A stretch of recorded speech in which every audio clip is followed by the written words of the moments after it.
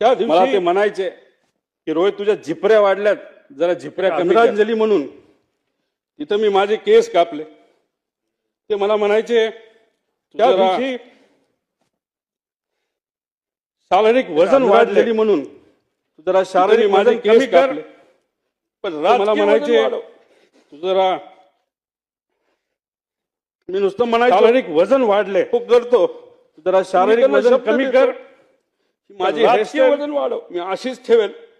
शारीरिक वजन कमी करेल, राजकीय मी वाढवेल. नुसतं म्हणायचो पण एक गोष्ट तो मात्र करतो. खरी, पण मी ते त्यांना मला म्हणायचे म्हणायचे, देतो वरचं माझी बटन हेअरस्टाईल वरपर्यंत लावत अशीच अशीच ठेवेल. पण काकांना एक शारीरिक सांगायचं वजन कमी करेल, 40-50 वाढवेल. वर्षानंतर मी तेव्हा पण तुम्हाला एक भेटेल. गोष्ट मात्र खरी, तोपर्यंत मी बटन मला असंच म्हणायचे, उघडं ठेवणार. त्यावेळेस वरचं मात्र बटन तुम्हाला वरपर्यंत भेटल्यानंतर लावत जा. हे बटन मी त्या पण ठिकाणी काकांना लावेल. एक कारण सांगायचं शेवटी हे बटन असं 40-50 ठेवल्यानंतर वर्षानंतर तुमची मी तेव्हा आठवण तुम्हाला त्या भेटेल. ठिकाणी मला तोपर्यंत मी बटन नक्कीच असंच त्या ठिकाणी उघडं ठेवणार.